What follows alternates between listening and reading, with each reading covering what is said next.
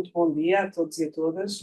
É um prazer estar aqui para dar início aos trabalhos neste painel dedicado à internacionalização, no contexto de uma conferência, a primeira conferência organizada pelo Conselho de Escolas de Direito Portuguesas, que reúne as faculdades de Direito Públicas e a Universidade Católica Portuguesa, para discutir, neste caso, o ensino do direito no século XXI e aqui, concretamente neste painel, o tema é a internacionalização.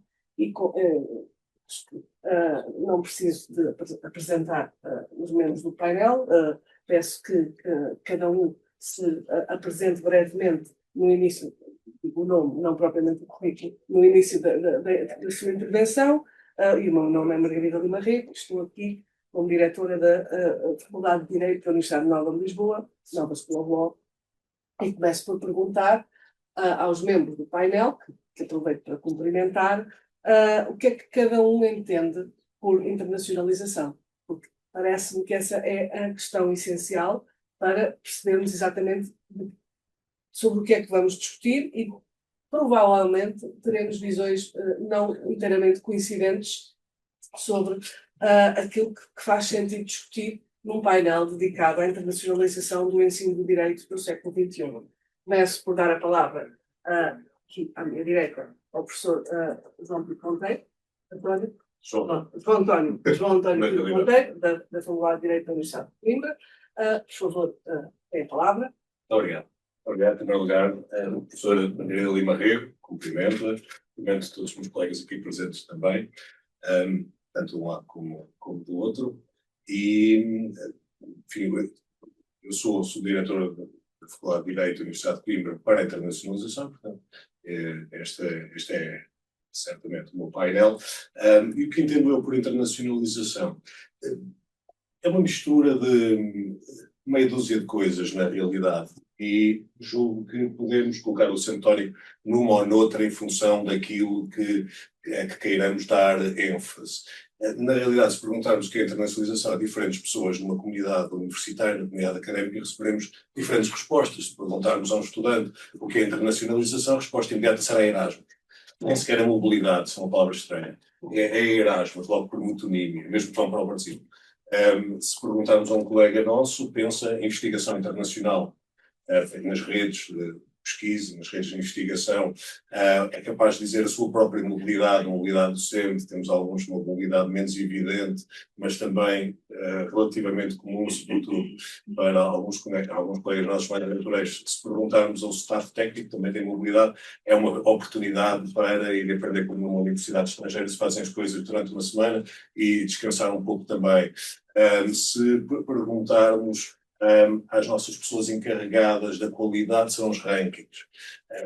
Portanto, temos depois alguns colegas nossos dirão, mais modernistas, dirão, é termos disciplinas em inglês, coisa que é importantíssima e que mesmo há algumas universidades, como a minha, está agora a germinar. É termos cadeiras em inglês. Outros dirão, captarmos estudantes estrangeiros. É estarmos em feiras de estudantes e trazermos estudantes brasileiros para as nossas licenciaturas, para os nossos mestrados, diversificarmos a nossa comunidade académica.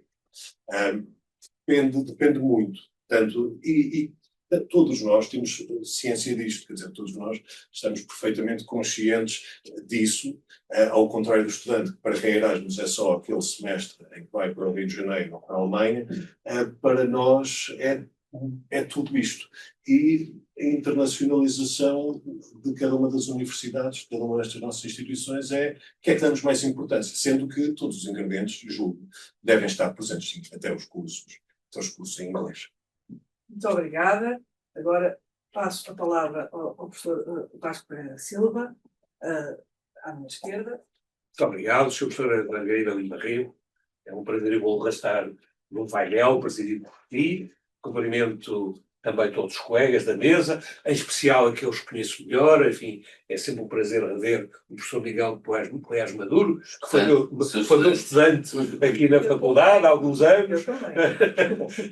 O Sr. professor Pinto Monteiro, que eu encontro com frequência nas reuniões internacionais. Enfim, mesmo aqueles que não conheço também. Cumprimento e saúde. Eu chamo Vasco Pereira da Silva, sou responsável pelas relações internacionais aqui na faculdade, e é a história de uma paixão. Enfim, nos anos 80, o professor Sousa Franco, quando era diretor da Faculdade de Direito de Lisboa e da Faculdade de Direito da Universidade Católica, veio ter comigo e disse: surgiu-me aqui um convite para uma organização internacional, eu se vou dar a isto a um velho, isto morre, eu acho que isto é uma ideia muito engraçada, Vasco, faz o que puderes e tens apoio em tudo. E eu fui à Nova, a uma reunião do Grupo Elpis, vindo lá entusiasmadíssimo, fui um dos fundadores do Grupo Elpis, e a partir daí começou uma paixão universitária pelas questões da internacionalização e um envolvimento direto. Também na Católica, na Faculdade de Direito de Lisboa, enfim, mas desde os anos 80 que eu faço isto. O que é a internacionalização para mim? A internacionalização é criar uma faculdade sem fronteiras, uma universidade sem fronteiras. Isto significa criar um ensino de direito nacional, europeu e global. E esta dimensão da universidade é uma dimensão que vem dos tempos imemoriais. Eu estive na semana passada em Pádua a participar numa reunião do Grupo Elpis e vimos os frescos que estavam naquela que foi a segunda universidade europeia, depois de Bolonha, com aqueles que eram dissidentes de Bolonha, que estavam insatisfeitos com a qualidade em Bolonha, e vemos lá todos os professores de todos os países do mundo. Está ao fresco do nosso Damião de Góis, estão frescos de alemães, franceses, polacos, todo mundo. É esta a lógica da universalidade, é esta a lógica de uma faculdade sem fronteiras. Esta faculdade sem fronteiras, para mim, começou com as instituições universitárias, o Grupo Elpis, do qual sou fundador. Um grupo que começou por uma ideia do professor Ilmar Fenga, que era conhecido como Professor Europa, porque ele criou uma experiência na faculdade com as universidades às quais estava ligado, e depois foi convidado pela União Europeia para fazer, juntamente com outro grupo de sábios, para fazer as regras do programa Erasmus e as regras que depois vão estar por trás das questões universitárias. E, portanto, eu tive a felicidade de participar nesta construção. Sou fundador também da Associação das Faculdades de Direito da Europa, sou membro fundador do CIPE, dos professores de Direito Público, enfim, por sorte, por ser o mais novo na altura, nos anos 80, entusiasmado por estas coisas, eu fui surgindo e fui entrando. Não é? E, portanto, quando falamos desta lógica sem fronteiras, eu diria que ela tem, sobretudo, 4 vertentes. Para mim, em primeiro lugar, tem a vertente das instituições. As instituições que nasceram apenas para o intercâmbio de estudantes e alunos, depois começaram a tratar das questões da pedagogia, até aí não se fala de pedagogia. Quando em Portugal fiz os meus relatórios e falei da importância do professor saber ensinar, ficaram todos escandalizados, depois a seguir aprenderam que tinha que ser assim, mas na altura foi um escândalo, não é? Os relatórios estão publicados e, portanto, coisas banalíssimas, mas na altura eram muito escandalosas. Depois houve a questão do intercâmbio. O intercâmbio é a base de tudo, o intercâmbio é a razão de ser desta realidade. Depois a pedagogia. É preciso encontrar novas formas de ensinar direito. Há a lógica da organização das próprias universidades, o Bolonha, Paris, tudo isso criou uma revolução nascida de baixo. A maior transformação do ensino universitário foi aquela que resultou de uma matéria que não é europeia, mas ganhou uma dimensão europeia, com a Declaração de Bolonha, a Declaração de Paris e tudo mais que foi a seguir, e as grandes transformações que tivemos aqui na faculdade, guerras infinitas, no conceito científico, uns a favor, outros contra, enfim, tudo isso foi algo que foi introduzido no quadro desta dimensão. E depois, agora, também as questões da investigação. O Grupo Elpis, que eu presido, começou por ser apenas um grupo de intercâmbio de alunos, professores e estudantes.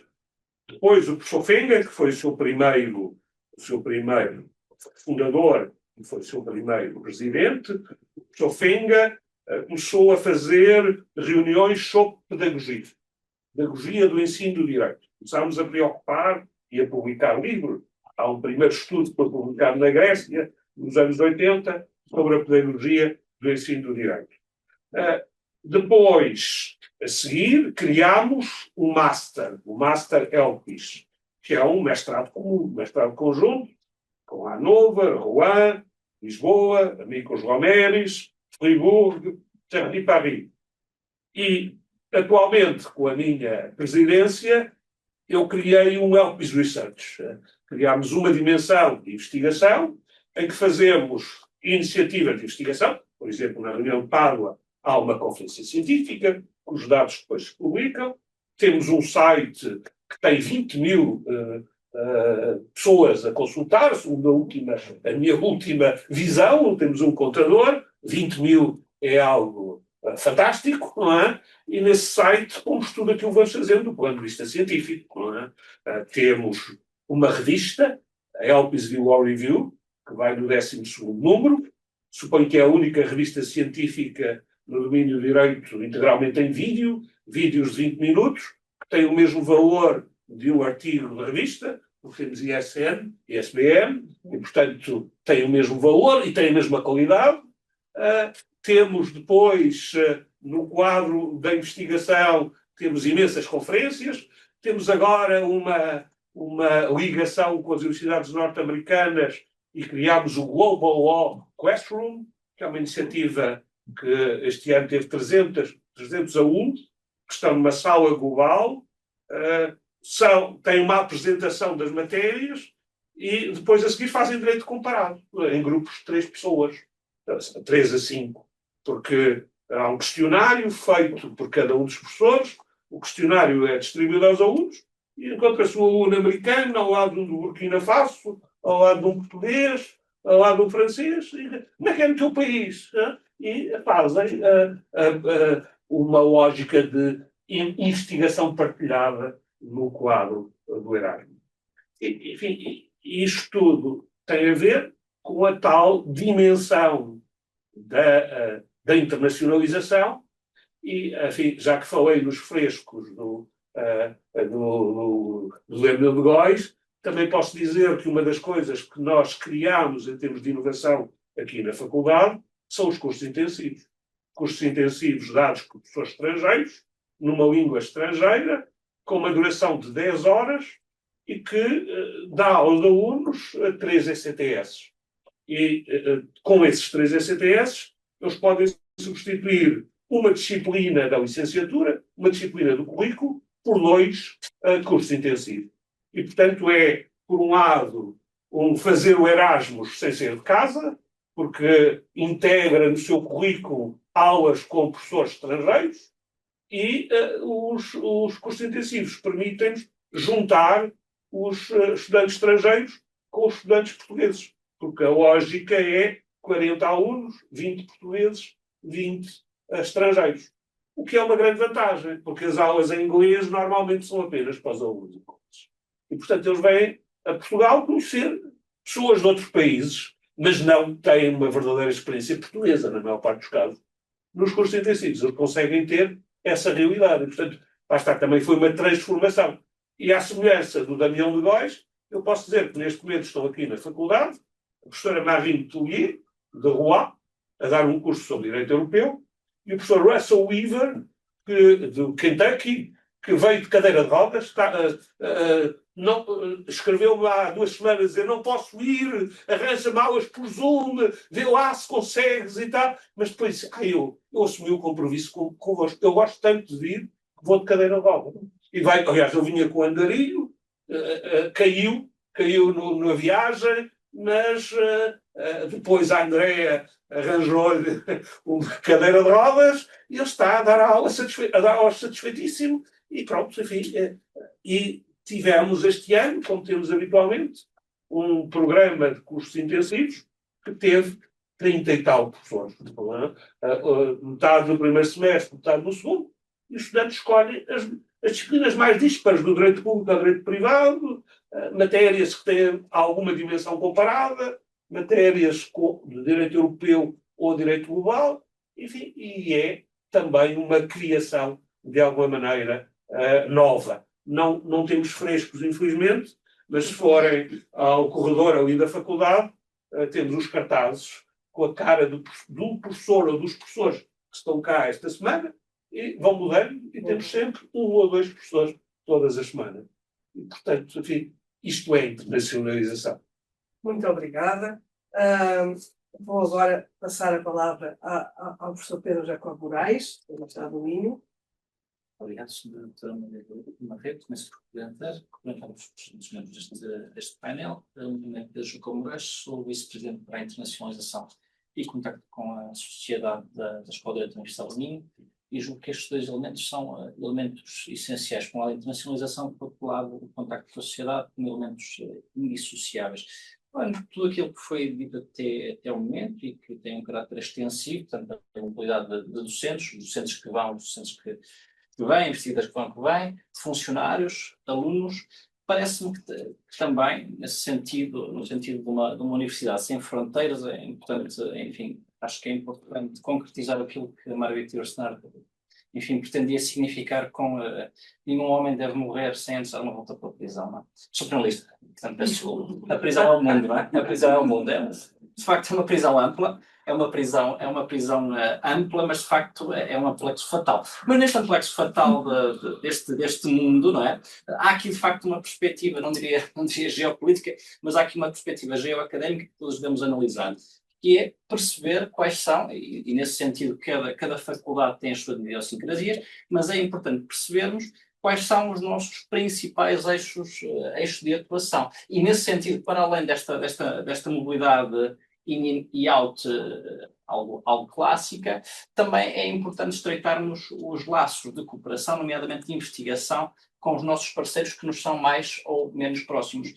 Nós, na Escola de Direito da Universidade do Minho, temos, enfim, tradicionalmente havia ainda há um grande eixo de cooperação luso-galaico, mas de há uns anos esta parte temos tentado e temos conseguido outro projeto que nos parece muito interessante, que é o projeto do Direito na Lusofonia. E nesse sentido nós temos uma rede de investigação em Direito à Lusofonia que une todos os países e regiões de língua portuguesa. Estamos a falar de todos os palavras, estamos a falar do Brasil, mas também estamos a falar de Macau, estamos a falar de Goa, por aí fora, não esquecendo Timor. E, de facto, esta rede de investigação tem sido altamente profícua. Profícua não no sentido de estabelecermos protocolos, porque todos nós, e todas as faculdades de Direito têm centenas e centenas de protocolos, e parece-me que temos todos um problema com os protocolos. Corrijam-me se estiver enganado, é que muitos desses protocolos não são efetivados.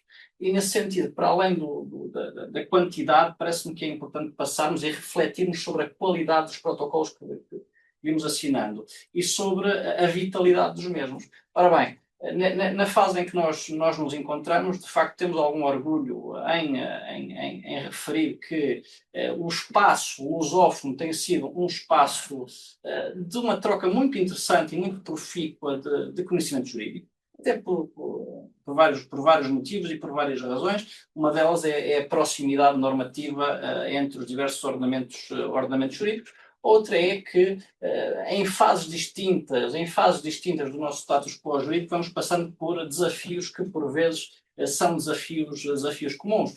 Tipo de exemplo, nós já passamos pelo grande problema das contraordenações, há outros estados do mundo lusófono que estão a passar pelo problema das contraordenações. Podemos todos aprender e podemos todos construir ciência em conjunto. Acho que a língua portuguesa é, de facto, um grande mar onde podemos todos aprender. Sem descurar, obviamente, os desafios que os colegas referiram, e também estamos atentos, e não podemos deixar de estar atentos ao mundo anglo-americano. O mundo anglo-americano, e nesse sentido tem havido também da nossa parte um esforço de colaborarmos, e estamos a colaborar, e vamos arrancar com um curso muito em breve com universidades norte-americanas, tem cursos intensivos com universidades norte-americanas, até porque, de facto, enfim, o direito neste momento, o direito é um direito que é ibérico, que é lusófono, que é europeu, mas também que é global, e todos podemos fazer essa pergunta. Portanto, eu gostaria não nos querendo aborrecer mais, eu gostaria de colocar a tónica nas potencialidades da investigação, que acho que,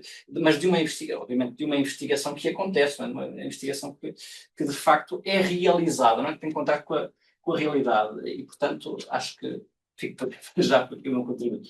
Muito obrigada. Dou agora então a palavra ao Miguel Poiares Maduro, da Universidade Católica Portuguesa. Muito obrigado, mas agora é um gosto estar aqui no painel com os colegas.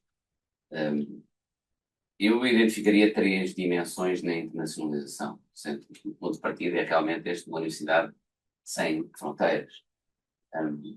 A primeira dimensão é uma dimensão que diz respeito à circulação dos estudantes, e, portanto, ao número de estudantes, por exemplo, estrangeiros que nós temos nos nossos cursos, à criação de cursos dirigidos a estudantes estrangeiros, incluindo a oferta de graus, que podem, em alguns casos, ser feitos, sobretudo, por um mercado nacional, mas podem ser feitos por um mercado internacional também. E, em terceiro lugar, numa outra dimensão, a própria construção do currículo. São tudo aspectos diferentes dentro dessa primeira dimensão.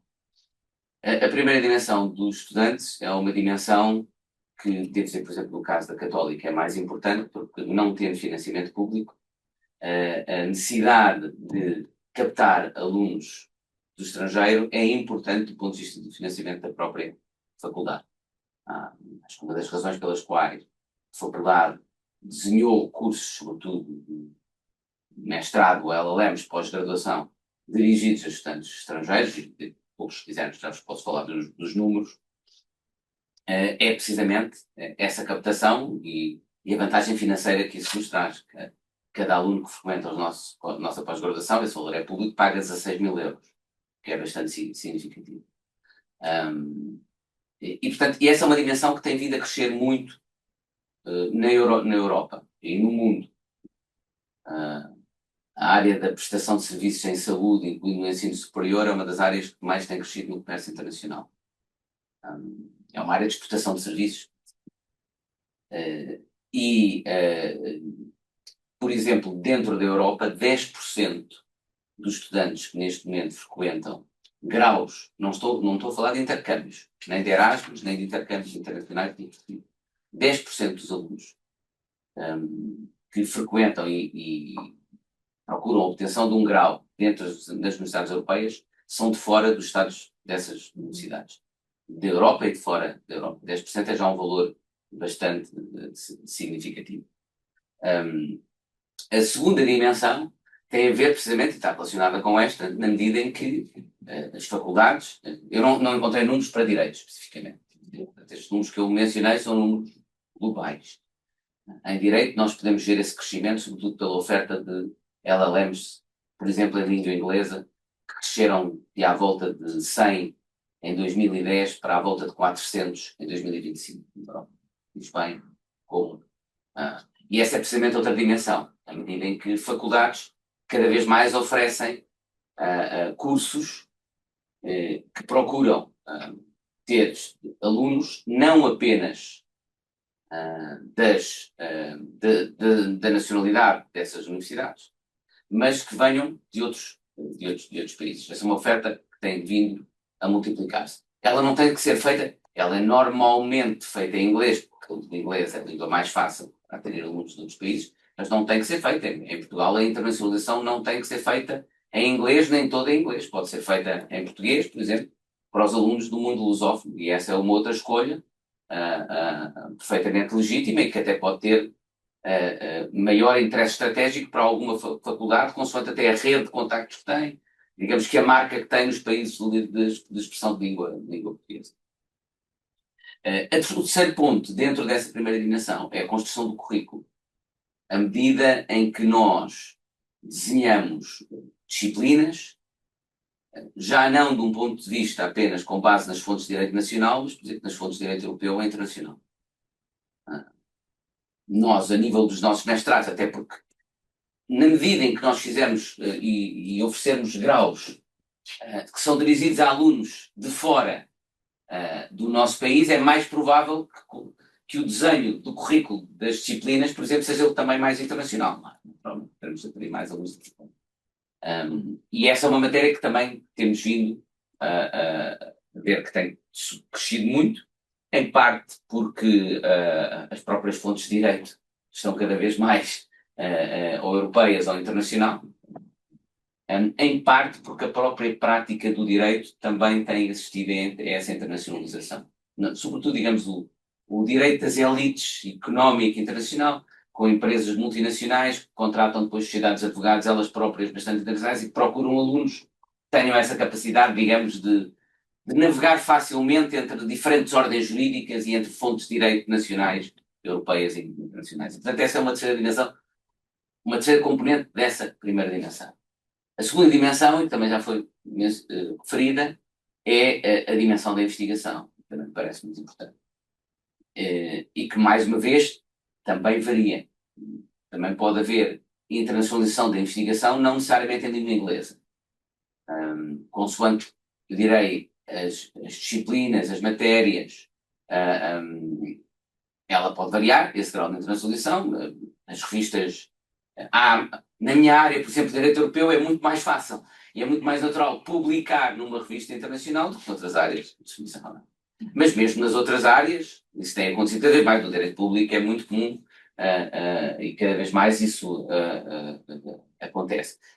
E, numa certa medida, essa internacionalização ao nível das publicações é resultado também dos mecanismos de avaliação que foram instituídos e têm vindo a ser instituídos. Concorde-se ou não com eles são todos eles muito controversos, e qualquer um deles será sempre profundamente controverso, mas têm criado incentivos.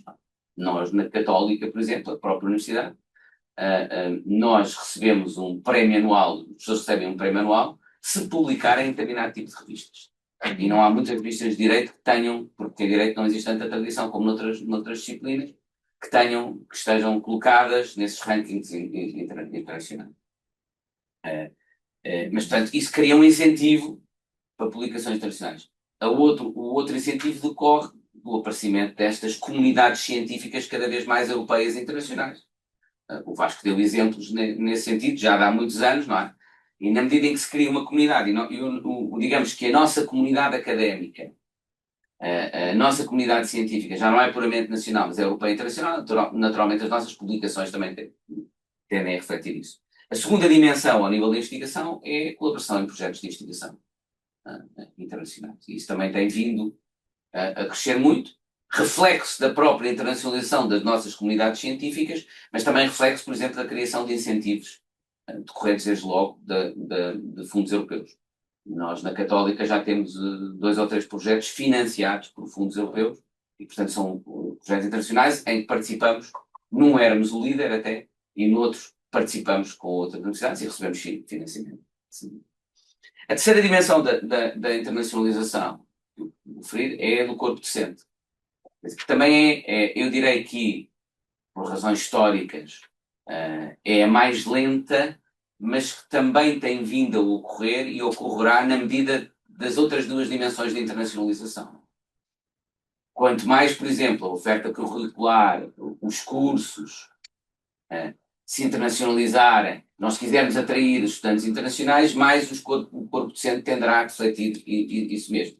Seja corpo docente convidado, como foi o exemplo, e nós também temos na Católica, 50% dos professores que ensinam nas nossas pós-graduações, nos nossos LLMs, são professores de outras instituições do estrangeiro, mais de 50% até. Mas depois também alguns deles já residentes. Nós já temos alguns residentes, num par de casos part-time, por exemplo, são nossos professores, no caso, o Petros Mavrovidis, num semestre é professor na Columbian Law School em Nova Iorque e no outro é connosco na Católica. Mas temos outros que já, 1 ou 2, já estão mesmo em termos. E aí devo dizer que também beneficiamos do regime quer do Brexit. Nós conseguimos um professor muito bom, o jovem Giovanni De Gregorio, que é um italiano que veio de Oxford, e que eu penso que a Nova também tem essa experiência de conseguir isso. Uma das razões pelas quais conseguimos atrair algumas das pessoas é o regime fiscal para não residentes. Vamos ver agora o que é que vai acontecer, não é? Depois das notícias de ontem,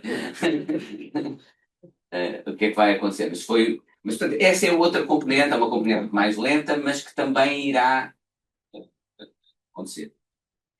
E que tem essas duas dimensões. Não é? Uma dimensão de pessoas convidadas para darem masterclasses, para darem seminários intensivos, ou para darem algumas disciplinas, ou de professores mesmo, que começa a acontecer isso também. Ou, na Nova sei que tem vários exemplos, provavelmente até é a faculdade com mais casos. Mas nós também temos alguma na Católica, professores mesmo do quadro, que já começam a ser professores internacionais.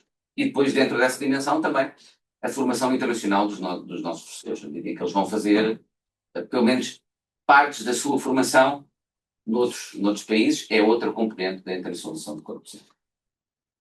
Muito obrigada. E de facto, nesta primeira questão, que era o que é a internacionalização, acho que ficou aqui muito claro as inúmeras dimensões em que o termo pode ser entendido e nenhuma está certa ou errada. O importante é que percebamos que hoje em dia a internacionalização tem todas essas múltiplas dimensões e todas elas coexistem e se interceptam para chegarmos àquilo que o professor Vasco Pereira Silva disse muito bem, estas universidades sem fronteiras, o ensino nacional, europeu e global, que é aquilo que se pretende, que acho que é um bom sumário do objetivo, do propósito que nos traz neste tema da internacionalização. De facto, que hoje já não é só, embora tenha começado pela lógica do intercâmbio, como se costumava dizer, mas hoje, como também disse, atravessa as várias missões do ensino superior. Não podemos nós esquecer, obviamente, a internacionalização, a investigação. Eu estava a ouvir o Miguel Goiás Maduro e estava, no fundo, a rever-me.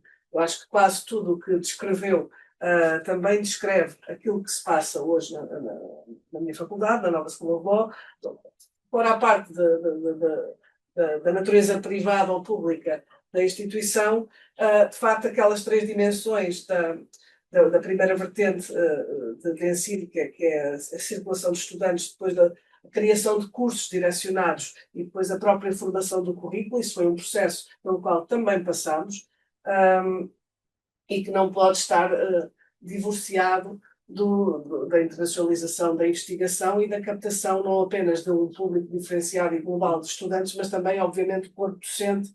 E aí, de facto, aí eu acho que a ordem pela qual nós avançámos foi um pouco diferente, porque nós chegámos mais cedo ao tema da internacionalização do corpo docente. Acho que não foi a última, acho que foi um bocadinho também o motor e coexistiu desde muito cedo com a necessidade de criação de cursos direcionados para o mercado global e mesmo da redefinição dos currículos, essa questão que nós, aí o direito é completamente diferente de todas as outras áreas científicas, nós temos que nos adaptar, enquanto que qualquer pessoa que estude economia, gestão, medicina, ou que seja, pode encontrar exatamente os mesmos temas, exatamente as mesmas ideias em qualquer parte do mundo. Nós, em direito, temos que fazer esta reflexão de adaptação dos currículos, porque não faz sentido internacionalizar em inglês designadamente e manter os conteúdos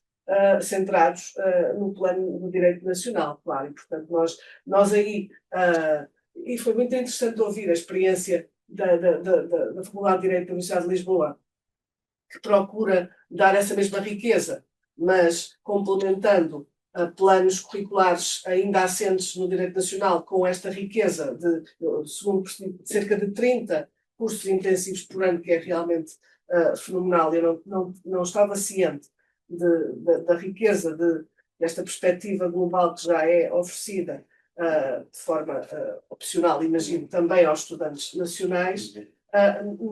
Nós procurámos integrar desde cedo esta riqueza nos próprios planos curriculares, desde logo da licenciatura, onde o ensino continua a ser maioritariamente em português e obviamente que lecionamos em português todos os conteúdos de direito interno, ao contrário de certas fake news que circulam, nós não lecionamos direito interno em inglês, mas depois talvez as 20% de disciplinas que são fundamentalmente não jurídicas ou tem uma perspectiva de direito internacional ou europeu, aí os currículos já não são feitos de uma perspectiva interna, e aí, obviamente, que procuramos atrair estudantes e talvez não tenhamos apostado tanto na criação dos tais cursos intensivos, precisamente porque os nossos estudantes de mobilidade e de caminho já conseguem coexistir com os nossos estudantes de língua portuguesa nestes cursos que já integram, no nosso caso, os planos curriculares da licenciatura e temos também já mestrados e doutoramentos integralmente em inglês e com esta total perspectiva de internacionalização, de um olhar global sobre o direito.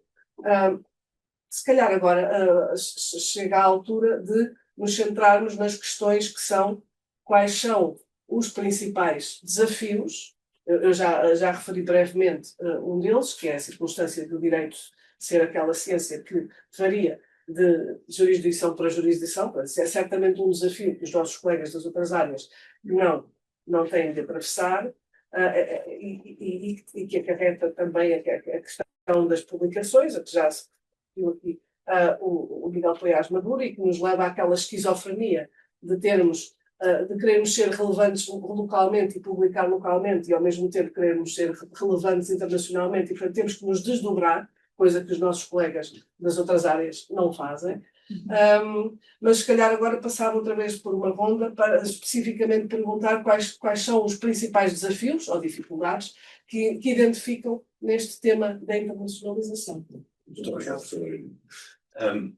Eu começaria justamente por aí, utilizando o desafio, o reto, de certa forma, ao apresentar, não gosto desta palavra, que se diz muito, sobretudo por influência inglesa, da particularidade do direito, porque nos dá, enfim, na ideia de que a ciência jurídica é algo que é mais limitado que aquilo que na realidade é, mas também, ao mesmo tempo, pegando um pouco no mote que foi, logo desde o início, a referência do professor Vasco, à universalidade da universidade. Enfim, eu diria que o ideal, claro, de uma universidade é, desde logo, não só que a instituição seja universal quanto àquilo que quanto ao objeto de ensino. A universidade surge, historicamente, nessa forma, o conhecimento universal poder ser apreendido toda numa mesma instituição, mas também poder ser mobilizado, aplicado, transmitido e comunicado universalmente. Seria esse o ideal para que julgo gostaria, o Sr. Vasco, a apontar. E o direito aí, pegando agora, mais uma vez, voltando ao início, ao desafio que foi aqui lançado, e esse é o mais evidente de todos, por isso é que eu vou referir-me especificamente a ele.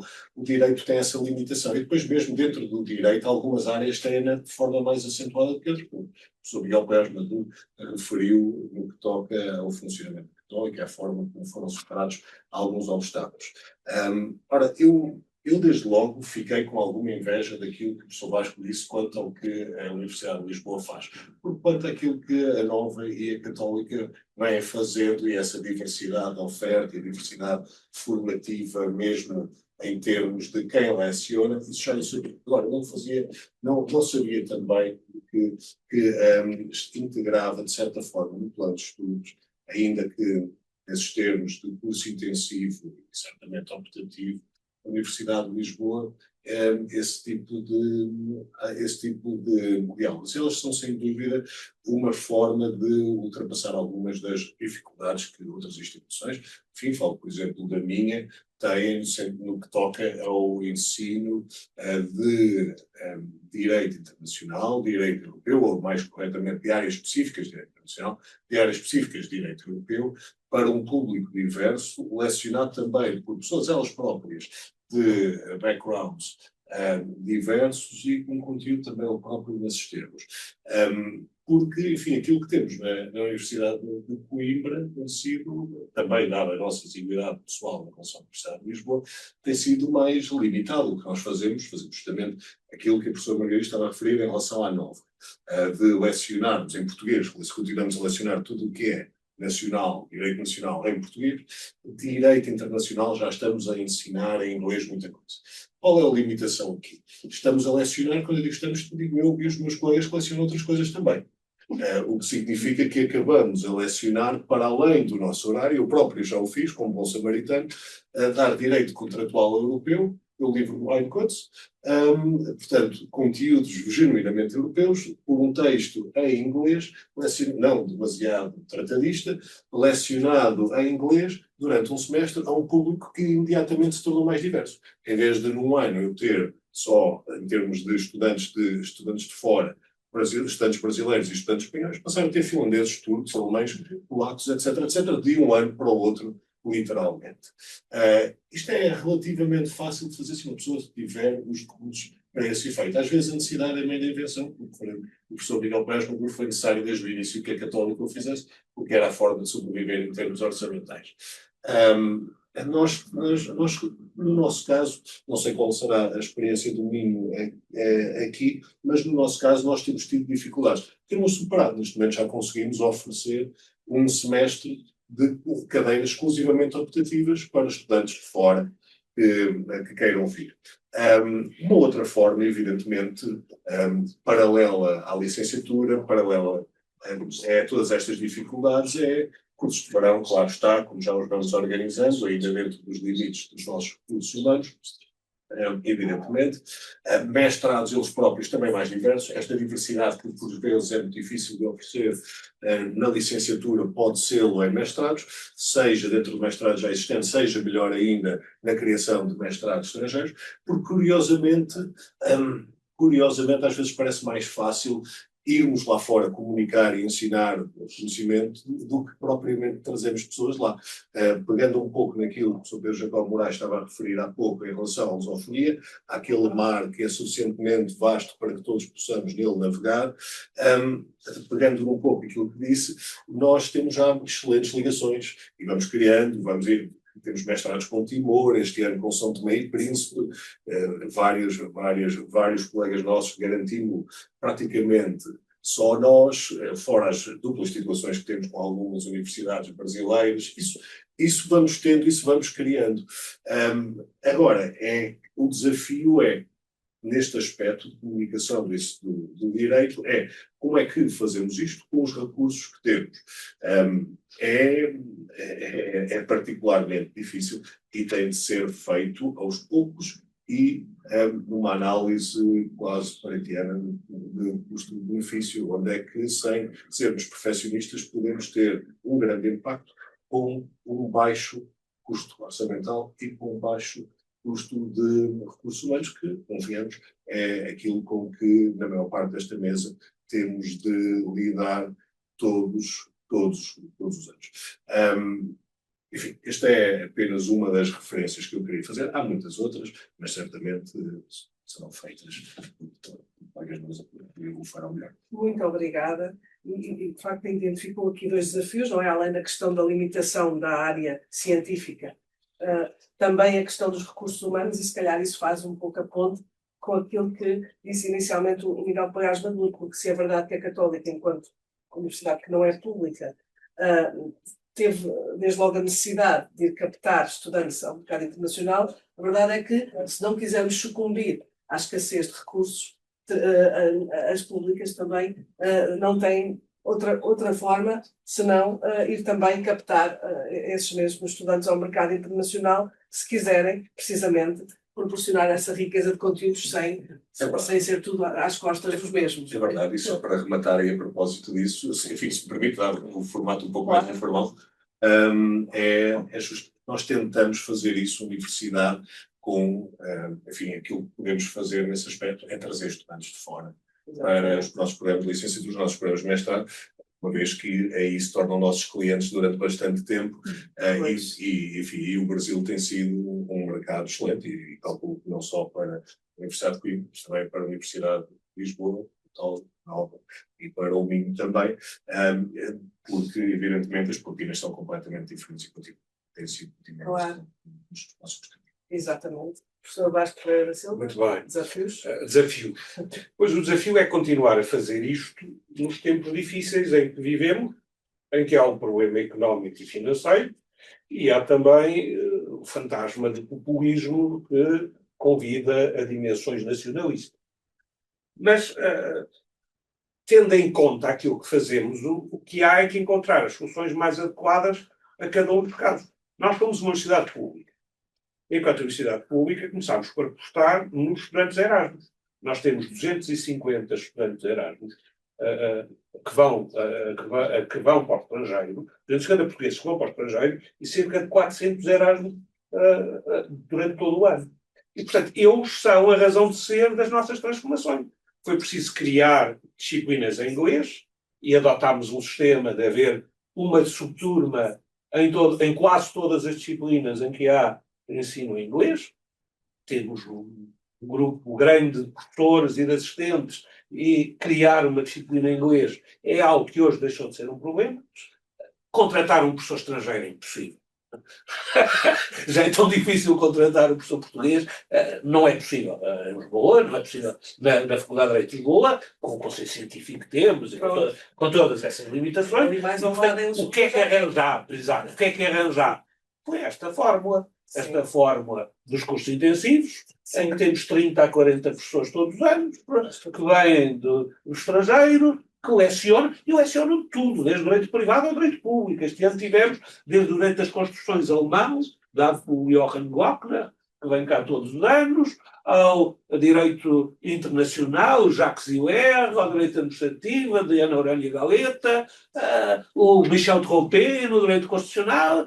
Temos tudo. E vamos criando estas cadeias de contactos entre as pessoas, que conhecemos nos diferentes encontros e nas diferentes instituições. Por exemplo, a nossa relação com os americanos começou com 2 professores, o Patrick Hugg e o Russell Weaver, que dos últimos 20 anos se deslocavam à Europa para as reuniões da ELFA. E, enfim, começámos a conversar, a dizer, não querem vir a Lisboa? Por que não? E hoje já são mais 12 que vêm cá, não vêm todos os anos, os mesmos, vamos mudando, mas há depois a criação de, por exemplo, dos cursos, não apenas dos cursos intensivos, mas também a criação de graus comuns, não é?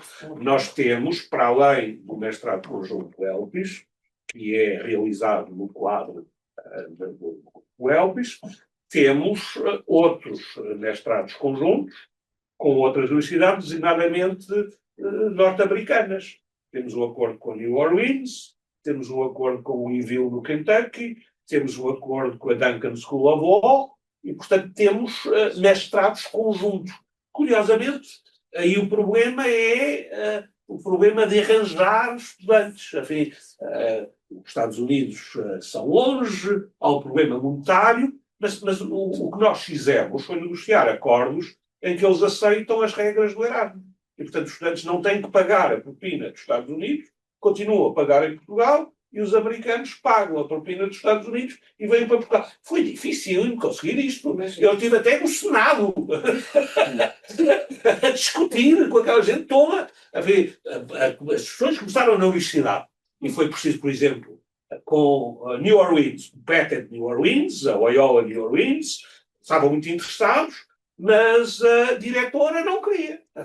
Tive que trazer a diretora a Lisboa, a diretora era senadora, tive que ir ao Senado, explicar que aquilo era uma coisa boa, e lá consegui, mas são muito poucos. Depois, a Summer School é outra coisa muito importante. Nós tivemos, mas já durante muito tempo deixámos de ter.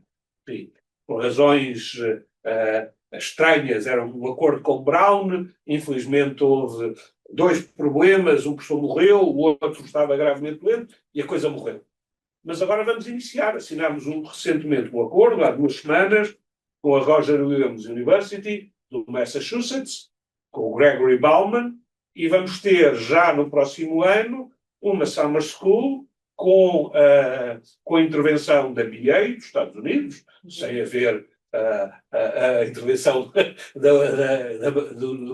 dos advogados, não é possível fazer nada. Vamos ter a visita de alguém e com cursos, metade lecionados pelos norte-americanos, metade pelos europeus e também com uma participação mista, que é outra forma, também um outro desafio que temos que encontrar.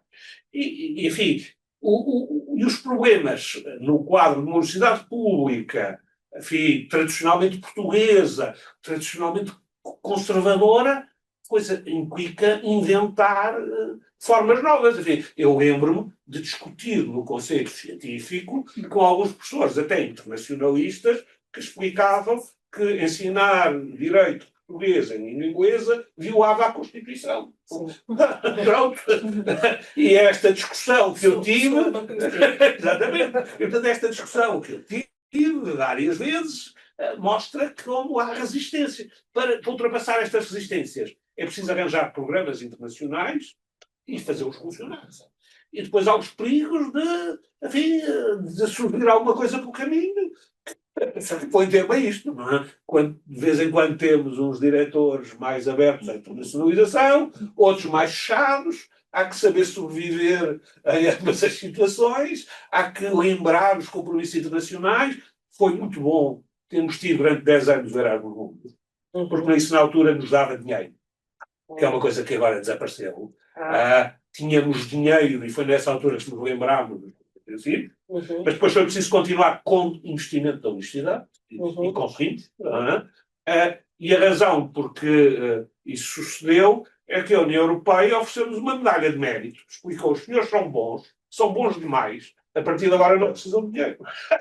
O Erasmus Mundus é para iniciar programas de cooperação. Os senhores têm um programa de cooperação que já tem quase 20 anos. E, portanto, a partir de agora, desembrulhem-se, não é? Arranjem-se, não é? E, portanto, o problema de uma universidade pública é diferente de uma universidade privada, em que, por exemplo, a contratação, enfim, mesmo se a nova consegue, e é muito bom que isso aconteça, há outros condicionalismos com os quais nós temos de lutar. E, portanto, há aqui um esforço permanente. Depois há aquelas coisas que surgem pelo caminho. O professor do 4º ano está muito aborrecido que naquele ano não teve inscrições suficientes de alunos. E diz: foram todos para os cursos intensivos. Não, mas não pode ser. Vamos arranjar aqui um problema, vamos aqui uma forma de conciliar isto. E está o problema dos bootcuts. Enfim, também outra coisa. Bootcuts. Qual é a forma que arranjamos? Veja, aplicamos as regras dos cursos intensivos. Isto passa pelo Erasmus. E, portanto, é um Erasmus que trata de tudo e reconhece, aí dando 6 ECTS, corresponde a uma disciplina. Mas tudo isto foi o resultado de um processo que é contínuo. E que vai continuar. Portanto, vai continuar agora com o problema do dinheiro. Não é? Por exemplo, este ano convidaram-me para ir a Rouen fazer uma conferência. Tinha um objetivo oculto, não é? Que tive que explicar ao diretor da faculdade, que era novo, que precisava de financiar a vinda da professora Marine Toulier, não só a Lisboa, como à reunião Elpis, que era em Pádua. E, portanto, isto obriga a um esforço permanente. Foi ter o Antoine Boissy, o senhor simpático e tal, o rapazinho novo, já estou na idade em que posso dizer essas coisas, o rapazinho novo, nunca tinha ouvido falar em nada. Isso é interessante, mas ninguém nos tinha dito isso. Mas olha, ainda bem, vou convidá-lo. E, portanto, é preciso um esforço permanente para que isto se mantenha. Agora, enfim, diplomático, enfim, várias coisas, não é? Mas, posso fazer? Fiquei aqui com duas dúvidas. A primeira sobre os cursos intensivos. São abertos ao público exterior da universidade? Também. Isso também é interessante. É outra das coisas que fazemos. O problema é, como temos um limite de 40, às vezes eles não conseguem lugar. Mas se não são muitos, nós admitimos que estejam presentes sem ter direito à avaliação. Porque os outros têm avaliação e têm os ECTS. Se são pessoas de fora, e temos tido, enfim, até uma vez tivemos uma candidatura de juízes tailandeses, não era? Juízes tailandesas, que viram um curso muito interessante, dado pelo professor alemão, e disseram que gostaríamos de ir. Depois acabaram por não vir. Mas temos, habitualmente, pessoas de fora que vêm, uma, duas, até 5. Não é? Sim. Desde que caibam na sala. Claro, se houver vagas. Vaga. Mas também um sinal que é bom é que, quando se abre uma candidatura, 10 segundos depois juntaram-se a vaga. E, portanto, é sinal do bom funcionamento e do sucesso da atratividade. Sim, atividades concretas. A segunda e última questão, antes de passar a palavra ao próximo orador, é relativa a esta ideia que para mim também era desconhecida, de que neste momento já tem uma subturma em quase todas as disciplinas com Lecionação em inglês. E a minha pergunta é, o currículo dessa subturma é adaptado ou apenas a língua que muda e a perspectiva... Não, é adaptado.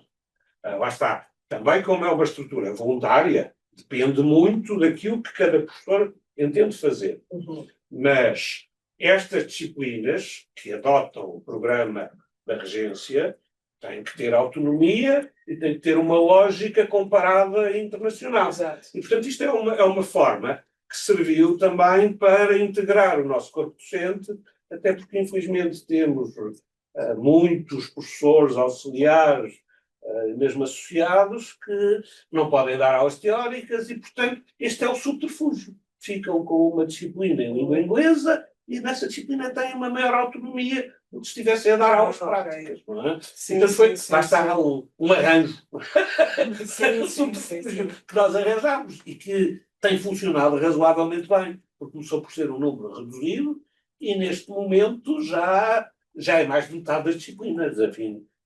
E portanto tem tido algum sucesso. Agora, é uma diferença de escala, não é? Porque se calhar as outras faculdades não têm esse problema de ter excesso de pessoas que precisam de distribuir. Pois, não é bem, enfim, está bem, é verdade, isso também ajuda. Mas também temos o problema das pessoas se voluntarizarem, também temos o mesmo fenómeno e darem aulas para além daquilo que é o seu currículo normal. Sim. Porque, precisamente para pôr a funcionar estas coisas em inglês, também é preciso haver esses gostos. Claro. Por exemplo, quando alguém está de fora, temos uma série de pessoas de fora que continuam a querer vir dar aulas em inglês. Neste momento, por exemplo, o Rui Guerra da Fonseca, que está no Tribunal Constitucional, mas que não deixa de dar os seus cursos em inglês. E, portanto, vem cá precisamente por isso. E temos várias pessoas também, voluntariamente, a oferecer-se para dar estes cursos em inglês. Muito bem. Agora, o dinheiro, infelizmente, não é muito Pois. e não podemos pagar as pessoas portuguesas. Essa é outra coisa. Quer dizer, os que já são da casa não podem ter retribuição por causa disso. Mas não conta para a distribuição de serviços. Conta para a distribuição. Não tem a retribuição autónoma, não é? É proibido. E nos institutos isso permite-se fazer. Claro. De vez em quando há uns que perguntam. Infelizmente não. Exato, é isso. Muito bem. Agora, regresso novamente ao professor Pedro Jacob Moraes. Ora, muito bem. De facto, acho que encontramos todos cindidos entre uma tensão que não é fácil de resolver, que é a tensão, enfim, do aprofundamento daquilo que é a internacionalização, nomeadamente com os desafios do inglês, e, por outro lado, não alienar aquilo que temos vindo a construir ao longo dos últimos anos. E aqui há coisas importantes, de facto. É que ninguém discute que hoje, em algumas áreas específicas, mas eu diria, o direito já não é, nem pode ser estritamente nacional, e nesse sentido não podemos ignorar o inglês como língua de ciência, né? Queremos, quer não, esperanto universal, mas por outro lado também não podemos ignorar o trabalho que temos feito ao longo dos últimos anos. E não nos é conveniente, salvo da minha perspectiva, não nos é conveniente, de facto, abandonar o espaço lusófono. O espaço lusófono é muito importante, nomeadamente os estudantes internacionais. E esses estudantes internacionais são muito bem acolhidos, pagam propinas diversas, mais elevadas, e conseguimos uma boa captação, nomeadamente para os cursos de mestrado e doutoramento, principalmente doutoramento, porque temos conseguido uma boa captação, nomeadamente de juízes, procuradores, por aí fora.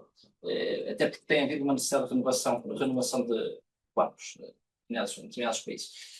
Isso é importante, isso dá trabalho. Isso só se consegue através da rede de contacto humano. É preciso ir lá, é preciso conversar, é preciso haver atividades conjuntas, e não é fácil. Portanto, esse capital humano não pode ser, por um lado, alienado, nem queremos que seja. Portanto, há aqui uma tensão entre a revolução e a reação, se quiserem. Mas nessa perspectiva da revolução e do inglês, de facto temos assistido, e aqui, como dizia o Dr. Pinto Monteiro, a uma grande variabilidade de alunos, nomeadamente no nosso LLM. E aí temos proveniências muito diversas, E temos aí também essa capacidade de captação de alunos estrangeiros. Também temos apostado em conferências em língua inglesa, o que também permite diversificar o painel de oradores, e temos conseguido, nesse sentido, excelentes oradores, e também publicações em língua inglesa. Isto leva-me a outro tópico, que é a monitorização da internacionalização. Ou seja, como é que nós vamos captar estudantes e investigadores de expressão inglesa? E isto é preciso ser mensurado. Não é uma questão de generalização, é uma questão de mensuração. E nesse sentido, por exemplo, as publicações em inglês permitem-nos, aquelas que são feitas de modo digital, permitem-nos ver quantos acessos há, a proveniência também, dos internautas por aí fora, e isso é um barómetro muito interessante e muito importante para nós. E através deste tipo de conteúdos em língua inglesa, temos também recebido e tem aumentado ao longo dos últimos anos pedidos de colaboração e estadias de investigação, porque aqui a investigação é muito importante, de docentes provenientes, de investigadores provenientes de diversos países europeus. Quer dizer, não só o tradicional Espanha, mas também a Alemanha, a Holanda, por aí fora, também Estados Unidos. Como é que nós acolhemos investigadores e docentes estrangeiros em cursos que são maioritariamente em português? É um grande desafio.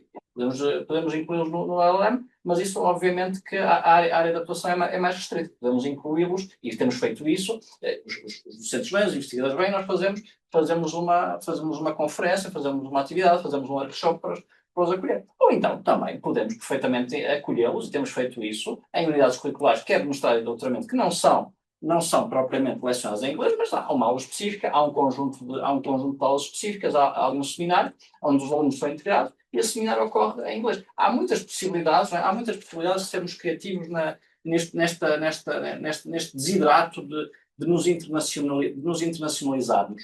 E depois, obviamente, que esta internacionalização também vive muito à custa dos gabinetes de comunicação das universidades. Não é? Quer dizer, como é que o gabinete de comunicação, e nesse sentido a Católica é exemplar nisto, como é que o gabinete de comunicação consegue chegar a público, e nomeadamente a públicos mais jovens. Portanto, a questão da presença nas redes sociais, a questão dos anúncios nas redes sociais, isso é uma coisa que temos também de começar a pensar. E também não podemos esquecer que as universidades são casas grandes, são grandes mansões onde pode haver carreiras muito diversas. E há colegas que certamente querem a via de internacionalização, e há colegas que preferem uma via nacional, e está tudo bem com isso, não há problema nenhum com isso. Há espaço para a diversidade de carreiras e há espaço para a diversidade de ofertas, e acho que a tónica deve ser esta diversidade e diversificação de ofertas.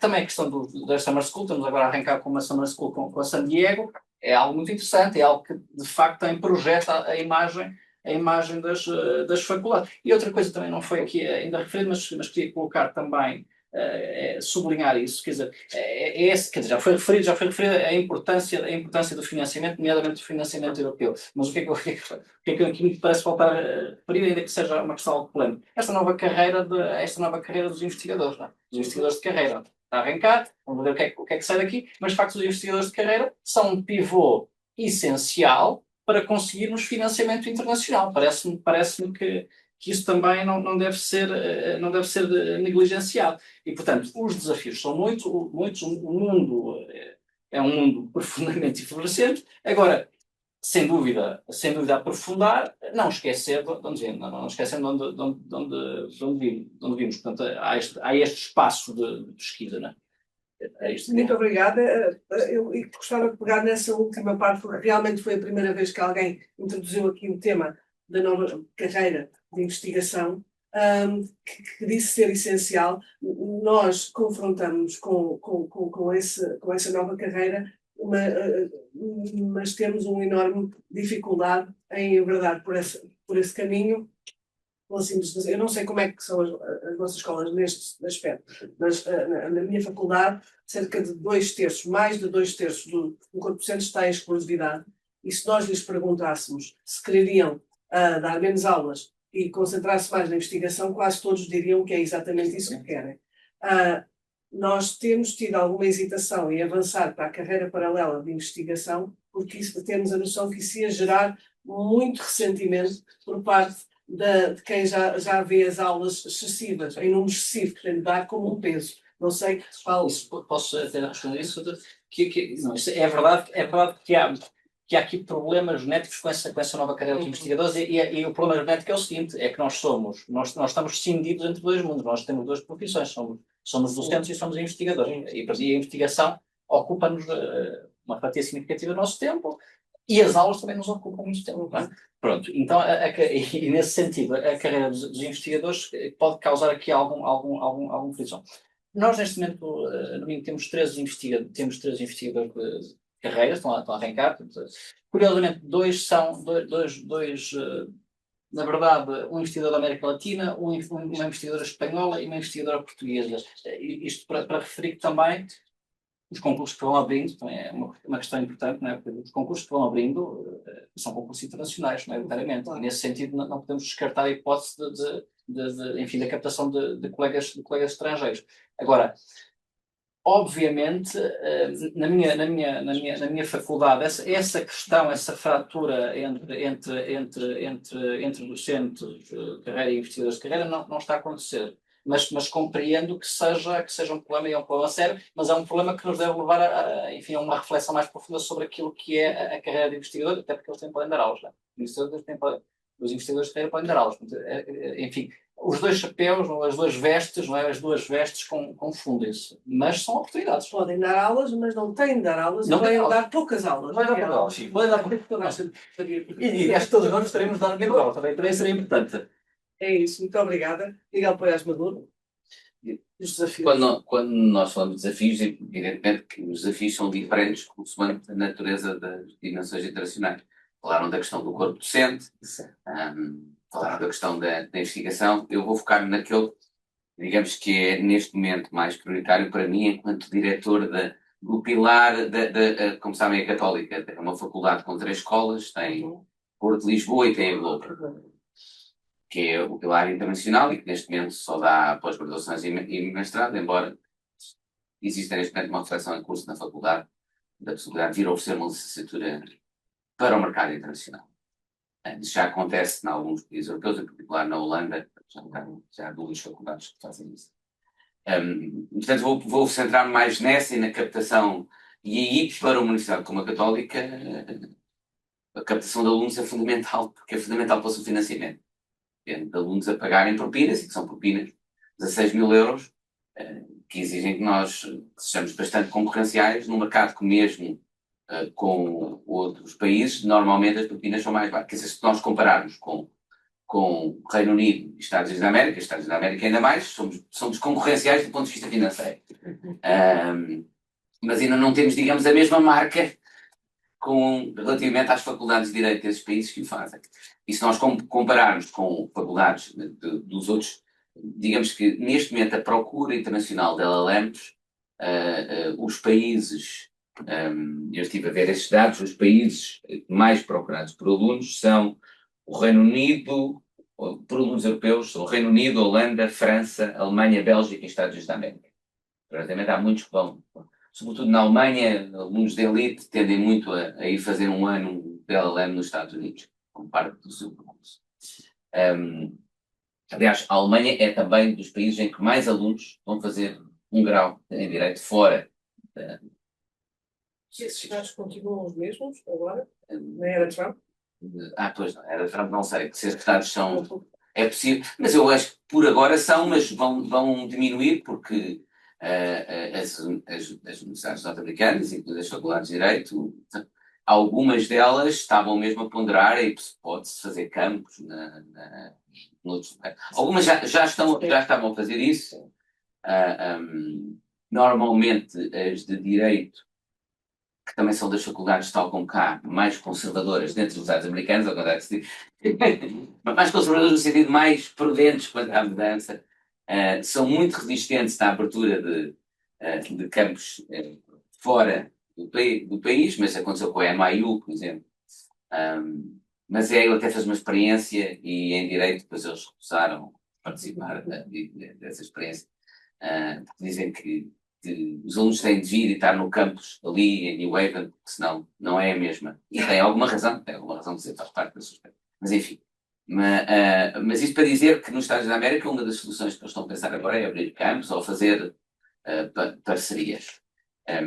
Mas, como dizia, estes países, que são os principais países distintos, são também dos países que, curiosamente, mais alunos saem. Ou seja, vão fazer da Alemanha, da França, não tanto do Reino Unido e dos Estados Unidos da América, esses menos os alunos. Mas, portanto, como eu dizia, uma das nossas dificuldades é concorrer, e vocês na Nova também sentem isso, e concorrer, no nosso caso, cobrando propinas mais altas do que cobram as faculdades de Direito na Europa, na União Europeia, não no Reino Unido, que oferecem LLMs internacionais. Eu, quando cheguei há 3 anos à direção da Global, eu, quando voltei a Portugal, tinha combinado com a reitora que não queria qualquer tipo de cargo administrativo, queria voltar só para escrever e assinar, e passado um ano a reitora tirou-me o tapete e confrontou-me e obrigou-me pronto, a assumir novamente tarefas administrativas. Mais transparentes. É verdade. Ficámos a perder. Portanto, assumi essa responsabilidade há 3 anos, e uma das coisas que eu reparei foi o grande desafio para nós é que nós tínhamos LLMs na Católica que eram já bastante internacionais, no seu currículo, nas disciplinas, nos professores, no corpo docente, mas que tinham uma procura ainda muito reduzida. Davam à volta de 35 por alunos, e era na altura em 2, já aumentámos para um terceiro LLM. E ainda por cima, e grande parte deles portugueses ainda, à volta de 20 portugueses, 15 estrangeiros. Fizemos um esforço muito grande, com várias estratégias, e mudámos de forma dramática a realidade nestes 3 anos. Eu posso dizer, neste momento, nós temos 90 alunos com 250 candidaturas por ano, com possibilidade de recrutamento, e esses 90 alunos correspondem têm variado entre 30 e 34 nacionalidades de 4 continentes. O maior número de alunos que eu tenho não são portugueses, são alemães. Nesse aspecto já estamos parecidos com os business schools. Sim. Já somos um destino para alunos. Aliás, o problema que nós temos tido neste momento é limitar o número de alemães, que parece que de vez em quando que estamos na Alemanha, que são muitos. Mesmo tendo 30, 34 nacionalidades, dentro desses 90, para aí entre 15 e 20 alunos são alemães. Por outro lado, os alemães têm uma outra vantagem, que é que fazem subir muito o nível de qualidade. Sim. São alunos normalmente com Não são todos, mas digamos, entre 80% a 90% dos melhores alunos tendem a ser. Têm qualidade muito elevada, e isso é bom para todos, porque a qualidade. Esse é outro dos desafios que temos tido, na promoção e na abertura e na captação de alunos, ter cuidado ao mesmo tempo para não abrir, por exemplo, há muita possibilidade, e há até neste momento, chamam-se brokers, eu não sabia descobrir, brokers que arranjam alunos chineses, se nós quisermos. Sim. Eu não aconselho isso, porque normalmente, digamos que o controle de qualidade não é necessariamente o melhor. Mas, portanto, há riscos nessa matéria. Nós não escolhemos alunos sem ter uma entrevista, para além fazemos entrevistas online, mas todos os alunos em entrevistas online. E, portanto, isso tem-nos corrido muito bem, e isso é uma grande vantagem, porque, como imaginam, para nós, tendo alunos a pagar 16.000 euros, em termos financeiros, dá-nos uma tranquilidade muito, muito, muito significativa. O que é que eu acho que poderia ser importante? O que é um desafio? De qualquer forma, é conseguir manter isso. Vivo sempre um bocadinho com o coração nas mãos. Este ano houve uma altura, em janeiro, fevereiro, em que parecia que estávamos a ter uma quebra, não tanto até nas candidaturas, mas naqueles que se inscreviam logo, nós para garantir do ponto de vista financeiro, porque muitas vezes há alunos... Taxa de conversão. Exatamente. Fazemos um desconto de 10%, por exemplo, se eles se inscreverem mais cedo, e estávamos a ter um volume mais baixo, e começámos logo a fazer reuniões semanais para ver e para o que é que conseguimos fazer, porque realmente, no nosso caso, nós dependemos mesmo disso, e portanto, se subitamente eu tiver uma quebra significativa, é um impacto muito grande no orçamento. E essa é uma preocupação muito grande e, portanto, consolidar isso, embora ao mesmo tempo, à medida que nós avançamos, vamos consolidando. Vamos sendo conhecidos, os alunos, na altura é o word of mouth, não é? Que os alunos que vêm começam a falar a outros. Devo dizer, ao conselho que nos estou revelando parte do nosso sucesso, eu eliminei toda a despesa em qualquer outro tipo de publicidade que não digital. Exato. O marketing digital dirigido é fundamental. E é o mais eficaz, e aí implica também nós decidirmos bem, não temos dinheiro para pagar em todos, quais são alunos e onde é que vamos buscar.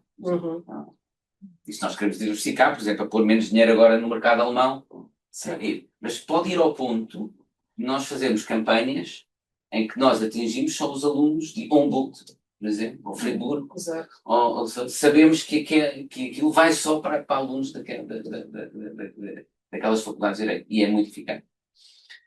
Eu acho que nós tínhamos, e aqui no nível de cooperação das faculdades, nós teríamos muita vantagem em ter mais sinergias entre as nossas faculdades de Direito nesta matéria.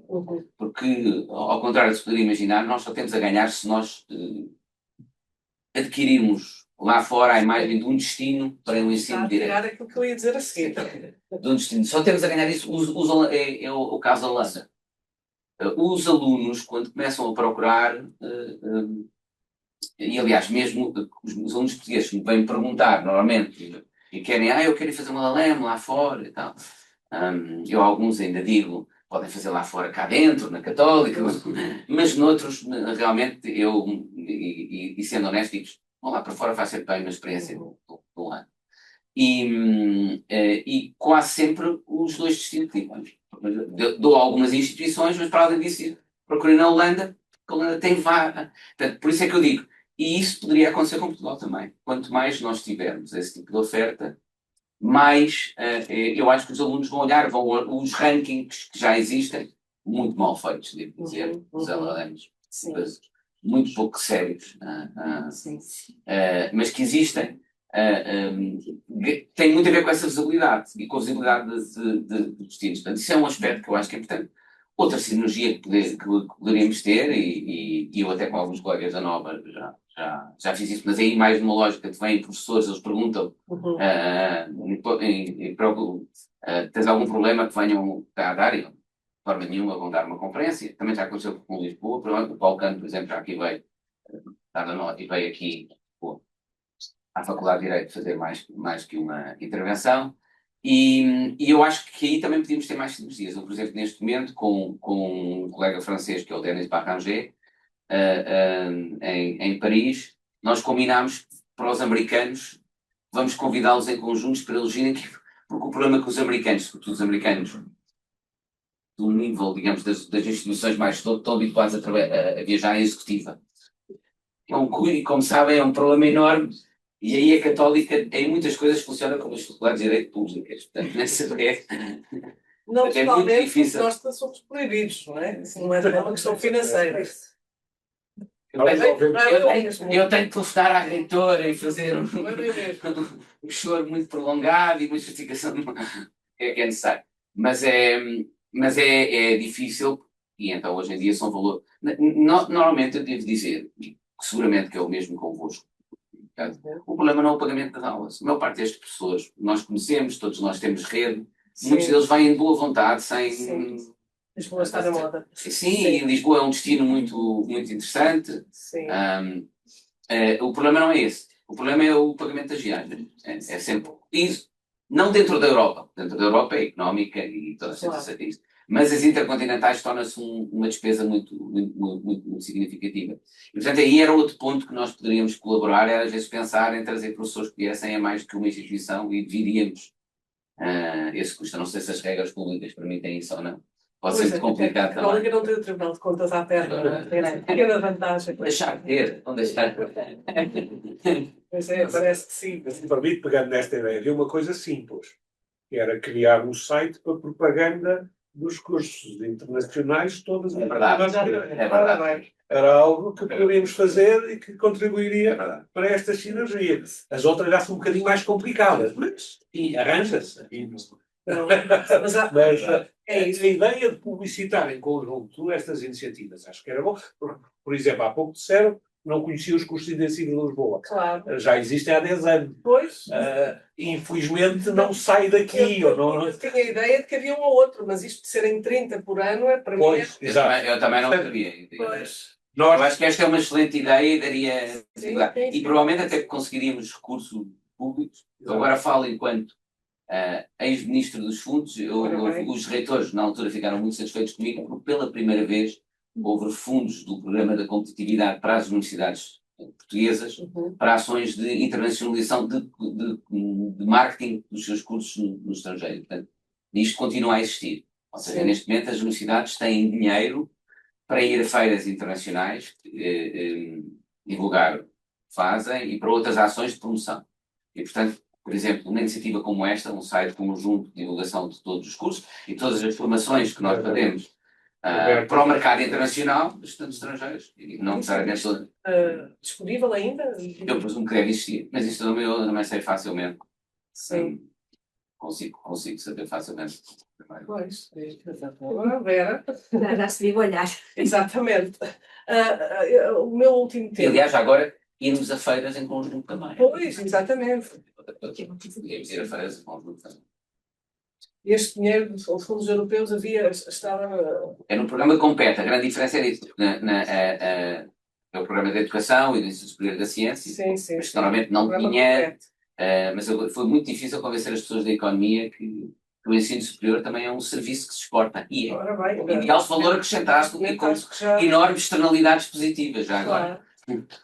Mas o último tema que tínhamos aqui, já entramos por ele, porque eu ia pegar naquela referência do professor Barata Moura, o segundo ponto do discurso de abertura, que era precisamente uma reflexão sobre se as instituições de ensino superior deviam funcionar numa lógica concorrencial ou colaborativa.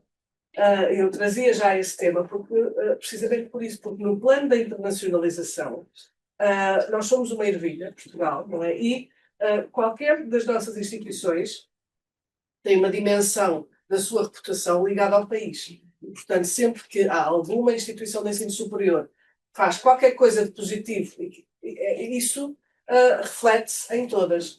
E, portanto, daí o desafio que eu trazia, que era a última parte desta discussão, que era tentarmos pensar precisamente de que forma é que podemos remar em conjunto para potencializar esses efeitos positivos de uma boa reputação que qualquer de nós possa ter e projetar lá para fora, porque a Holanda é o nosso farol, precisamente, e agora, inclusivamente, beneficiamos da sua deriva para a extrema-direita, não é? Porque eles estão a cortar bastante na oferta em língua inglesa, e isso é para nós. Eu não sei se hoje já agora estamos assim numa fase mais informal do debate. Eu tenho a impressão que na Holanda eles estavam, pelo menos, a discutir até a colocação de cotas a estrangeiros. Exatamente, precisamente. E já agora beneficiamos também, eu acho que nós beneficiamos aqui na Católica um pouco, na atração de estudantes de outros países, do que aconteceu no Brexit. E para além de tornar o país, em geral, menos atrativo para os alunos, e era um grande destino para aqueles que buscam formações em inglês, em direito, para além disso, aumentaram muito as propinas, porque antes eles estavam obrigados pelo direito da União Europeia a aplicar exatamente as mesmas propinas que aplicavam. Mas eles agora já perceberam que isso era o péssimo e já estão a aplicar outra vez as propinas baixas para... Mas se me permite só em relação a este aspecto, há, no entanto, outra boa medida, ou outra boa notícia, não é? Que é que o Reino Unido vai entrar no Erasmus já no próximo ano. Exatamente. A Escócia entra já, esses vão à frente. Aliás, eu estive em Glasgow mês passado e a primeira coisa que eles me disseram ao chegar foi: Vasco, nós estamos preparados. A última diretiva foi concretizada e temos tudo preparado para entrar na Europa. Enfim, e portanto, eles deram um impulso. E a seguir o Reino Unido também já manifestou a intenção de colaborar. É um progresso. Embora também se deva dizer que os ingleses, mesmo quando estavam no Erasmus, não eram muito abertos aos estudantes Erasmus, porque o que eles queriam era ganhar dinheiro e, portanto, queriam era recrutar estudantes, mas usava o Erasmus. Como os americanos, uma das razões é que muitas vezes o direito é a última formação que eles fazem. Eles não tendem a fazer mestrado, geralmente só fazem quando é mesmo a carreira académica. É como nos Estados da América, em que normalmente se tem uma licenciatura e depois vai fazer direito a uma pós-graduação. 3 anos nos Estados Unidos e no Reino Unido também, portanto, não tem esse incentivo. No resto da União Europeia, com Bolonha e com esses 2 níveis, digamos, o primeiro nível de 4 anos, tende a ser feito no país e depois eu crio quase um incentivo natural para os alunos irem fazer o ano adicional noutro país. E isso oferece um mercado muito grande, que os holandeses exploraram muito bem. Claro. E então dar a palavra para uma última ronda. Sim, muito rapidamente, então, e aproveitar aquilo que foi dito, de forma que possamos continuar o diálogo. Eu julgo que nós estamos em boas condições, ou temos uma outra coisa estrutural que não é muito dissemelhante da Holanda. Eu julgo que sempre um dos motivos porque a Holanda sempre teve este cunho mais internacionalista, mais europeísta em termos do ensino, para além das condições que os próprios governos deles lhes foram proporcionando, o financeiro e os recursos que eles sempre tiveram e que nós não temos, mas há uma coisa que eles têm e que eu julgo que em Portugal nós temos também, sobretudo se comparado com os nossos vizinhos imediatos, que é o domínio da língua franca que é utilizada nestes cursos habitualmente, o inglês. E não acontece em Espanha, quer dizer, nem na Alemanha. Nós falamos inglês bastante bem. Em Portugal, os holandeses melhor. A Holanda é capaz de ser. Na Europa, o país onde melhor se fala inglês, em que o inglês não é uma língua oficial. Nós temos essa vantagem também. Como disse aqui a professora Margarida há pouco, e Lisboa está na moda e nós podíamos bem aproveitar tanto estes fatores estruturais como estes fatores conjunturais, estes elementos conjunturais. Quanto àquilo que foi dito na sessão de abertura e que agora foi retomado por Sra. Margarida, quanto à concorrência e à colaboração, eu não via muitas perspectivas de cooperação, de colaboração, mas felizmente agora julgo que uma delas, estas reuniões, já começou a servir para isso. Porque nem que fosse esta excelente ideia de nós centrarmos uma parte dos nossos recursos financeiros de publicidade, no fundo, digitalmente, numa página ou por outro meio, numa espécie de um grupo e conseguirmos ter independentemente de depois cada uma das instituições ter o seu orçamento e o seu marketing digital direcionado para os seus destinos com os seus próprios recursos, termos isto, de forma a criarmos, no fundo, não uma marca católica, uma marca de Coimbra, Nova, Minho ou Clássica de Lisboa, mas antes criamos uma marca Portugal. E depois, a partir daí, do mesmo modo que quem vai fazer um Erasmus ou quem vai fazer um programa de mestrado, vai frequentar um programa de mestrado, um programa de doutoramento, pensa numa série de universidades na Holanda, porque exatamente poderia começar a fazer isso em Portugal e escolher depois em função das suas preferências individuais, mas dentro da sua preferência coletiva, que é o nosso país. Julgo que isso seria uma grande vantagem.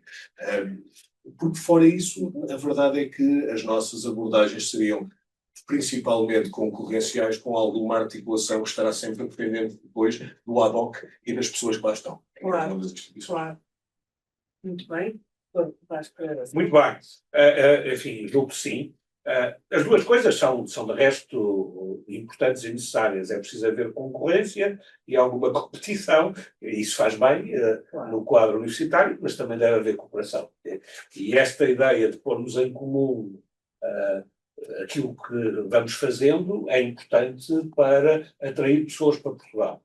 Mas 2 ou 3 coisas que eu há pouco queria dizer e que me esqueci. Nos termos de alternativas e tentativas de resolver problemas. Há no quadro do Erasmus 2 programas que nós começámos a aproveitar há relativamente pouco tempo, mas que são muito importantes para as nossas atividades.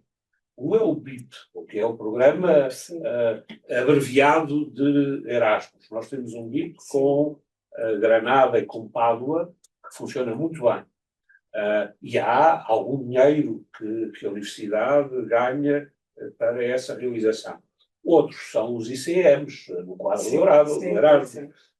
Muitos dos nossos professores americanos vêm para cá através de uma bolsa que consegue através desse programa.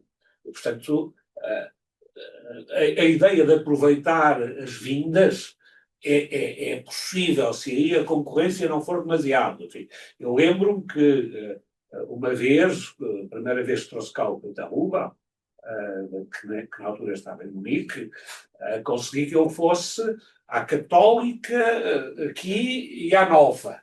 Mas foi preciso mover influência, não é? Mas ele ficou muito satisfeito porque fez uma aula, aqui fez um curso, nos outros sítios deu uma aula, fez uma conferência. Portanto, esse tipo de coisas, enfim, desde que haja boas relações entre todos, e há, não é? Sim. Acho que podemos aproveitar, não é? Quando vem alguém com algum prestígio, podíamos pensar, não quero ir aqui à Universidade do lado, fazer uma conferência. Isto tudo sem pôr em causa a tal competição, não é? Mas estabelecendo formas de cooperação, porque isso é absolutamente essencial. Muito bem. É que desta diferença, sem dúvida, que a concorrência e das palavras concorrência que para outra. Colaboração. A concorrência e colaboração. A concorrência é algo saudável, mas não seja, mantém-nos alerta. Mas mantém-nos alerta num quadro de universidades portuguesas, públicas e a católica, que, independentemente das nossas diferenças, é um quadro de universidades de qualidade. Não é? Um quadro de universidades de qualidade. E, nesse sentido, a concorrência existe, ainda que todos nós tenhamos âmbitos de atuação diferentes e interesses diferentes, porque nem sempre há uma sobreposição. Mas agora, sempre que houver a possibilidade de haver aqui uma convergência de interesses, parece essencial. Mas uma convergência de interesses naquilo que diziam há pouco, naquilo que é a exportação de uma marca, que é uma marca Portugal. E uma marca Portugal, e aí vem o trabalho de muitas décadas do direito português, é que, de facto, o direito português, nós sabemos, não é, que o direito português das universidades públicas e da católica enfim, é regido por elevados padrões de qualidade, tanto naquilo que é docência como naquilo que é a investigação. E isto é bom que se comece a saber lá fora, não é? E vai-se sabendo, não é? Mas é importante exportar este rigor, e nesse sentido pode haver aqui sem dúvida uma frente conjunta, não no sentido de, obviamente, partilharmos tudo, porque, portanto, somos sem dúvida concorrentes, mas pode haver concorrência com lisura, não é? Concorrência com lisura, concorrência com ética. E nesse sentido todos ganhamos, não é? Todos ganhamos. A Católica faz, a Clássica faz, a Nova faz, o Minho faz e Coimbra faz. E todos estivermos bem, é a marca Portugal que é exportada, não é? E, portanto, nós só ganhamos em termos universidades públicas e a Católica forte. Não é? E isto é essencial, não é? Isto é essencial naquilo que é, digamos assim, um plano conjunto de colaboração, e pode começar, e começa com estes nossos encontros. Pode haver, e nós temos todos esse problema enfim, da comunicação, a publicitação de eventos numa plataforma conjunta poderia ser algo a pensar, algo interessante, não é? Tudo começa com pequenos passos, mas com pequenos passos que, enfim, que são a continuação, não é? Continuação de um trabalho de muitas décadas, que é um direito fulgurante, um direito muito, muito interessante, com investigadores de alta qualidade, com docentes de alta qualidade. Isto é o que nós, enfim, isto é o que nós podemos deixar, sem dúvida, também às próximas gerações, e também que podemos exportar. Portanto, estou completamente de acordo nesse sentido. Muito obrigada. Miguel, parece uma boa Isso praticamente tudo tinha a dizer nessa matéria. Eu direi que estou totalmente de acordo que é preciso cooperação e concorrência ao mesmo tempo.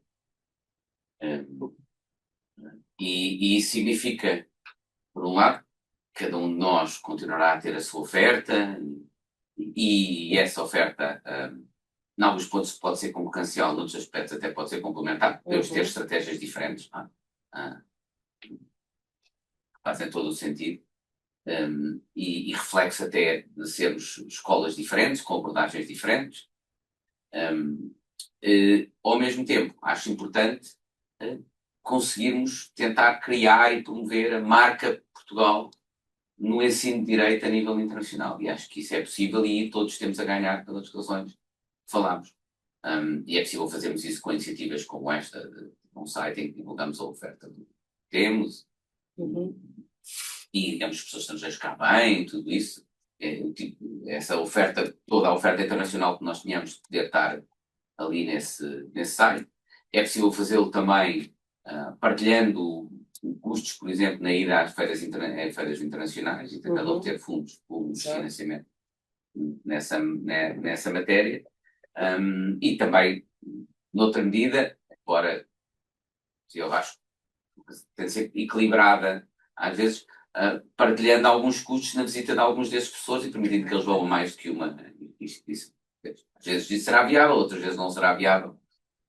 mas penso que é outra oportunidade a considerar. Exato. Referiu aí, a certa altura, que tinham revolucionado dramaticamente a estratégia, tinham largado tudo o que não era marketing digital, mas se puder partilhar, qual foi assim a medida que fez a diferença? Foi alguma coisa concreta? Há duas coisas que são muito importantes, eu acho.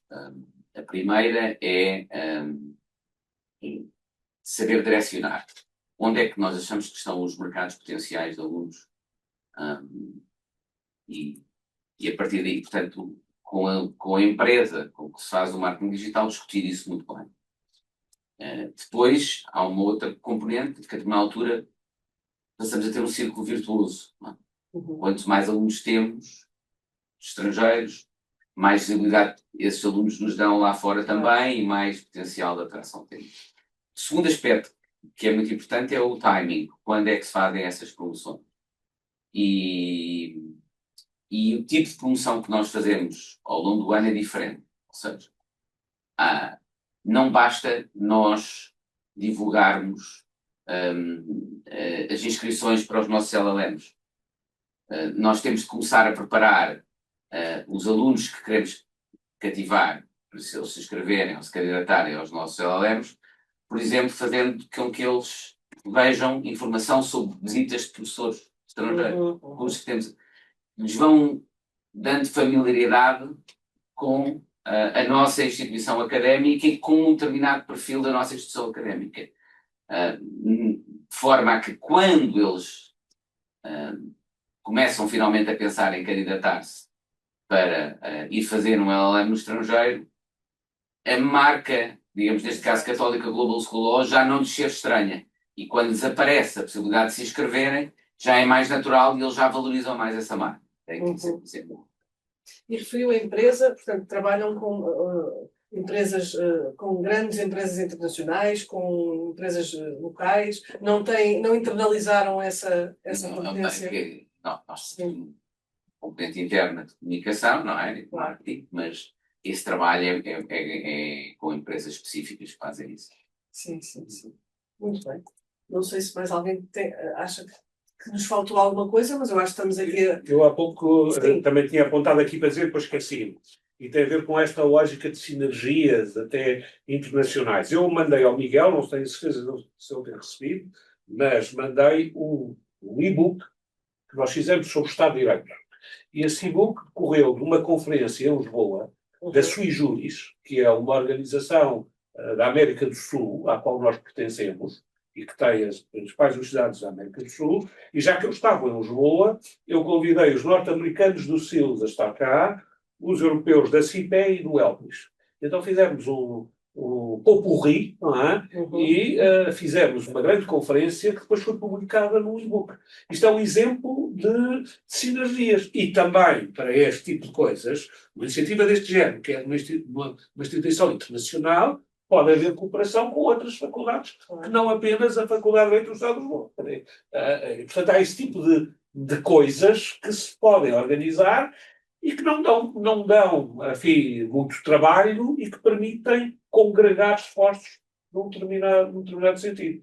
E já agora, uma vez que fiquei com os e-mails das pessoas que pertencem a este grupo, vou mandar esse e-book que está acessível gratuitamente no âmbito da nossa associação académica, é um open book, é um e-book de Open Access, mas que está interessante porque reúne os da Sui Juris, é uma colega nossa brasileira, reúne o CIPE, o Axel Kemper, do Wacom Fraser, do SILS, da CIPE há vários, o German, eu, aliás, era de todas, e portanto, foi uma das razões que fizemos, é que eu nesse momento, já não estou, mas nesse momento estava na direção de todas estas 4 instituições.